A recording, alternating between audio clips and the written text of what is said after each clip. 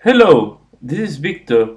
I'm doing a new video. This time I want to talk about a topic that is always concerning or is always in the discussions of all the Warhammer forums in 40k and also in fantasy. And this is Warhammer 40k balanced? So, if we define that balance means that all the different armies have same options and equal guarantees of winning a battle, I will say no. Not all the armies have the same type of opportunities, the same type of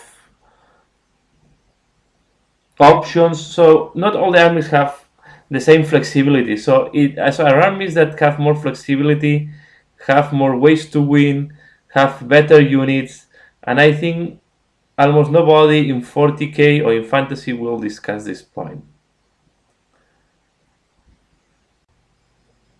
But I will say, on the other hand, all players have equal access to any army of the Games Workshop. So any player can play any army they want. Okay, I will explain a little bit more then why balance is important or not. But in principle, if you start from zero in a game, you are two players that you will start. Any of the two players can choose any army they want. But once you decide which army you want to play, maybe not all the armies have the same strength. Another point that we must to take into account is that will be almost impossible to have a fully balanced system. So even chess, that can be one of the most balanced strategic games in the world, is not 100% balanced. White have advantage versus black. So now you can imagine in the case of Warhammer 40k or fantasy, where each army can be different. We have different battle, different scenarios, different missions. So we cannot expect that even with the best system, you have all the armies balanced and you have all the units balanced inside of the army. Always there will be units better than others, and always will be armies that we will consider best or better than others. Now, I would like to raise hypothetical scenarios to see that balancing is not as easy as we imagine. So, in the first term, imagine a game where both sides have exactly the same army, exactly the same units. All is exactly the same on both sides. Even in that case, you have to do a symmetrical scenario to make the game balance. And even in that case, most likely there will be one, maybe the one that is starting, have a better advantage versus the one that is moving second. So even in the case that you have everything the same in both sides, maybe it's not fully balanced. And in that case, yeah, what variety will you have on the battlefield? No variety. So there are some games that are based on that. Most of the war games like Stratego or maybe chess or a lot of these table games or board games are based on that. So both sides have exactly the same type of units, pieces or options. So the next scenario we can imagine is a game where you have a long list of options and both players or all the players are taking the options from the same list. So in that case we say it's balanced because any player has the same type of options, the same type of units they can choose from.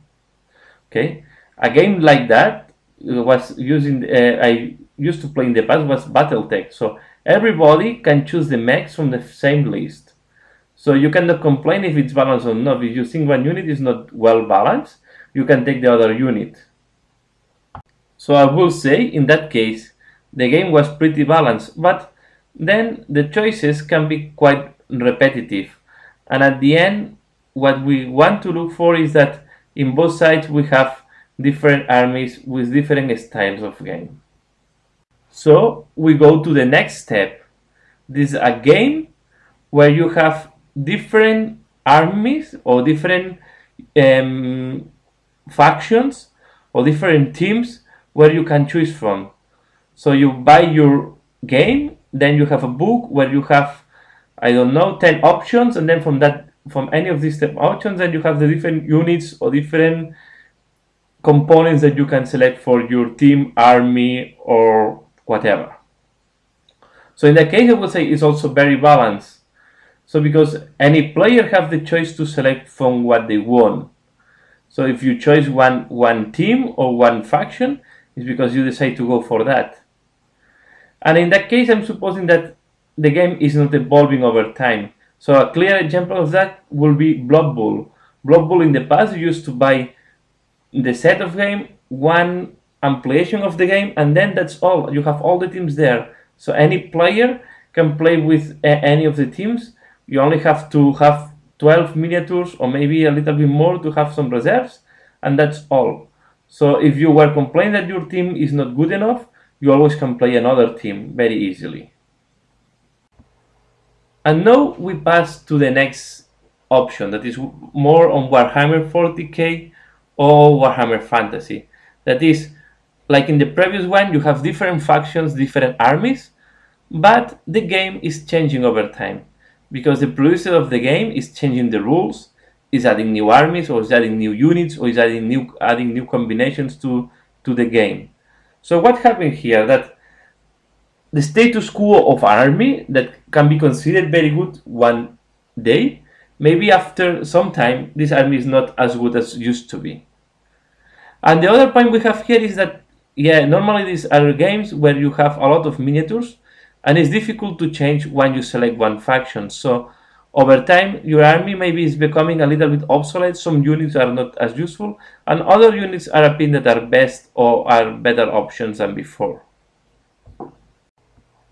So if the game was static over time, was not changing, yeah, we can say, okay, the game was balanced because anybody can select the army they want, or anybody can test the army and then select the army. Based on that, they can do the choice.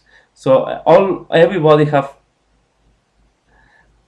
access to any of the armies or any of the factions.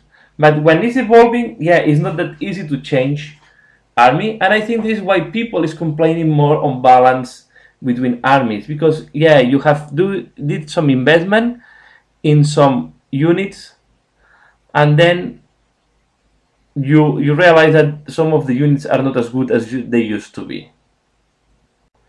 Then the question is when balance is really important. And I think balance is really important when people is focused on tournaments, is focused on competitive players. Because normally casual players, yeah, they look for a system that is more or less balanced. They know that there are some units that are better than others, but as a casual player, you don't care a lot if one unit is completely bad, and you normally don't try to repeat always the same unit that is good, because you are more focused on the collection of your army, you are more focused on the background. But when you go to tournaments, to competitive player, there is when you have problems.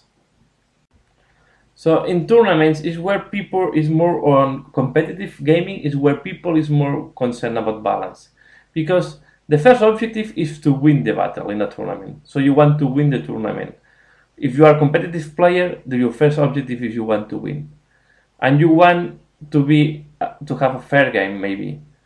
But as we know, we want to have the best. So that when you go to tournament, you want to have the best units of your army, and then you realize that there are armies that have better units than you, or maybe if you are lucky, you have the best units in the game. So, and this seems to create some discussions and some discrepancies. But the reality is that these armies that today are very good, maybe tomorrow are not as good, and your army will become the good one. So even in that case, over time it's balanced, because not always the same army is the best in the game. The problem here is there are players that they like to use always with the same army. So when the army is not competitive, they feel that the others are overwhelming them. And there are other players that they just change from army to army to have always the strongest one possible. And I think 2 points of view of the games are quite fair. So each player have to play as they want. If you want to restrict yourself only to play with the last army because you don't want to invest that amount of money, or you don't have the capacity to invest, I don't think it's fair just to stop the others to do what they want to do and changing their just army from codex to codex, edition to edition, if they have the capacity or they have the ability to do. Because some people is just buying an army, selling an army, buying a new one, and they don't feel attached to any of them. While in my case, for example, I feel attached to my armies. I will never sell my armies. Then the tournaments organizers, what they used to do to try to balance the game is they start adding restrictions to what you can choose from your codex. For example, in the last tournament I went, they forbid all special characters. And they also forbid to spam any unit, so you only can choose one unit one time, except if it's troops. And even in the case of the troops, you cannot choose the transport two times. And if we analyze this a little bit deeply, we realize that, yeah, when you forbid special characters, you are hitting hard to the Dark Angels, because you cannot take Death Wind or you cannot take Raven Wind. You are also hitting quite hard, for example, Grey Knights, because they cannot take Paladins as troops. But what is the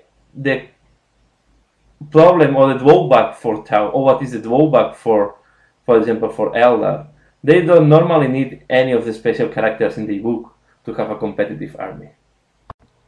Another point, when you are forbidding spam or you try to limit the spam, yeah, one of the armies that needs more spam today is Dark Eldar. So when you forbidding spam, yeah, Dark Eldar cannot use a lot of Venoms, but are Dark Eldar that competitive today? Or you cannot spam Rhinos, okay, what, good luck. On the other side, Tau, okay, they cannot spam Riptides, but they can use Riptides plus Broadsides plus a Hammerhead, for example. So what at the end happened in that tournament is that the best armies and the armies that was most chosen was Chaos Space Marine, Eldar, and Tau. So after all the restrictions they put, the same three armies were considered the best by the players. So where I want to go on that is that sometimes we focus a lot on trying to restrict new units, try to restrict the newest, to have restrictions on the new stuff. And I think today the game is changing so fast that it will be easier if we allow everything. So the status quo of the armies will change from tournament to tournament. If you allow, for example, Lords of War, yeah, then the Riptide is not that strong anymore. Or some of the units that today, Tau, for example, today is using a lot of Strength 7 units, maybe they have to change the army choice. And it's making the game and the meta more balanced. Another example, for example, a Stronghold Assault. If everybody have access to the buildings in the Stronghold Assault, why you forbid that? Why you restrict that? Everybody have the choice. You want to use it or not. It's up to you to use it. So, but nobody's forbidding you, or the system is not giving advantage one armies to the other. So, from my point of view, this is very balanced because it's an option that is for all the armies the same. Lords of War, okay, there are Lords of War that are better than other, but all the armies have Lord of War. So why you want to limit them? You don't like the big toys on the battlefield? Don't use them. But then you know that some people would like to use them in tournaments, and I don't see why they are so unbalanced when all the armies can have the Lord of War. And going further on that explanation, today all the armies have access to allies in 40k. So what is the problem if one codex is overpowered, especially Tau, that can be used for almost everybody except the Tyranids? So if you think that is overpowered, you can use the units that you think are overpowered into your army, because you can ally with them. You think that Eldar is too strong, why you don't ally some Eldar in your army? If you are really focused on competitive, if you are focused on fluff, and you don't want to use Eldar, this is your choice, because you prefer the background than to be competitive.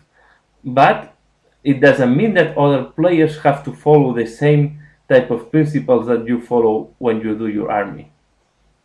So concluding all this, or wrapping up the point on tournaments, my point of view is that we should allow all the options Gamewashing is putting on the table, and I think this will make the game even more balanced and more diverse than forbidding and restricting the units.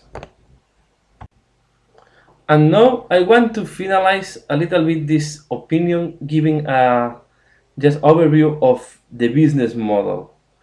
Okay, I think in gaming there are two type of business model.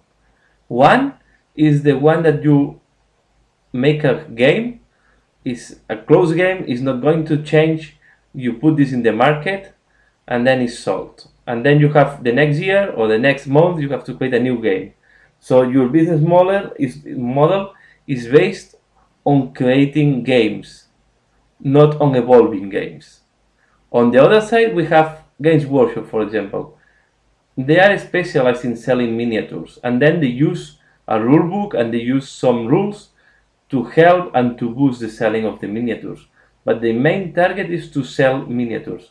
So it's normal that they try to sell new types of units. They try to put new rules, to introduce new chances into the game, because this is their business. Their business is not to put a game on the market and then after 1 year to put a new game and after 1 year to put a new game.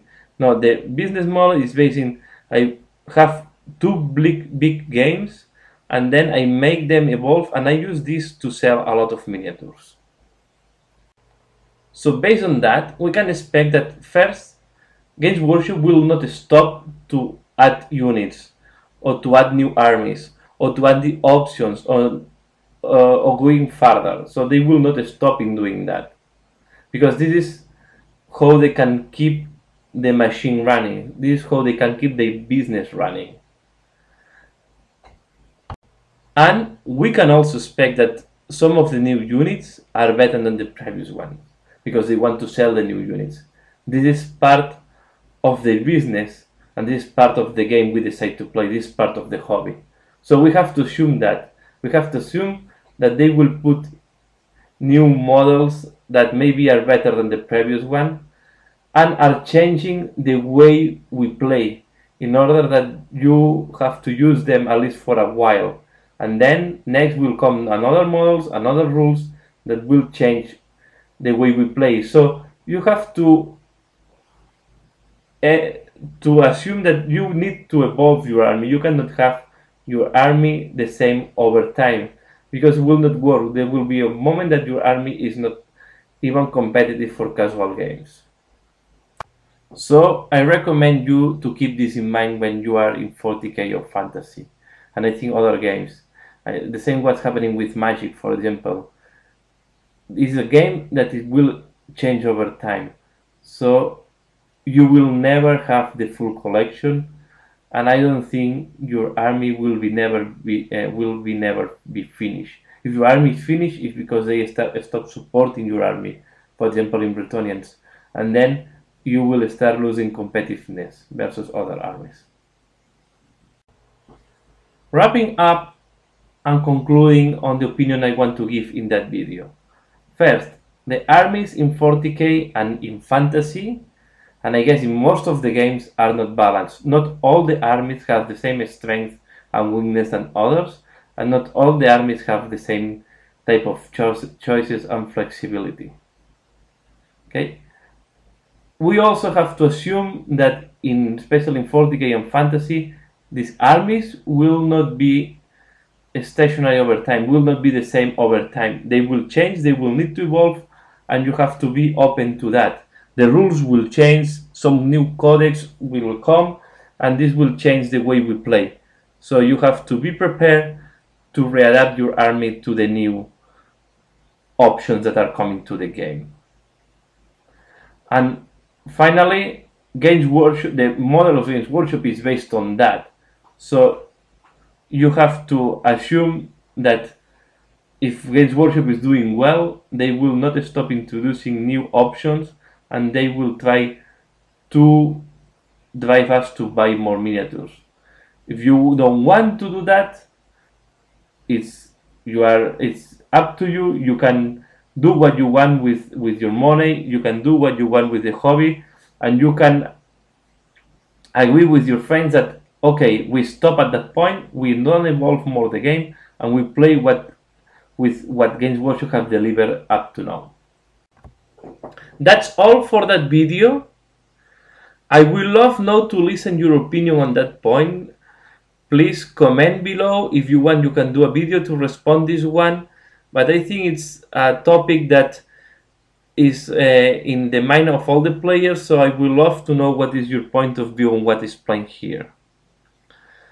Thanks a lot for watching. Like if you like it, comment, and subscribe if you're not subscribed. And see you again later. Bye.